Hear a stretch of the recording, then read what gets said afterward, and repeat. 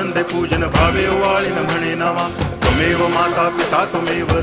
बंधुश्च सखा त्वमेव विद्या तरुणं त्वमेव सर्वं मम देव कायेन वाचा मनसेन्द्रियैर्वा बुद्ध्यात्मना वा प्रकृति स्वभावात् करोमि यद्यत् सकलं परस्मै नारायणायति समर्पयामि अच्युतं केशवं रामनारायणं कृष्णदामोदरं वासुदेवं हरि गिरिधरं माधवं गोपिकावल्लभं जानकीनायकं रामचन्द्रं भजे हरे राम राम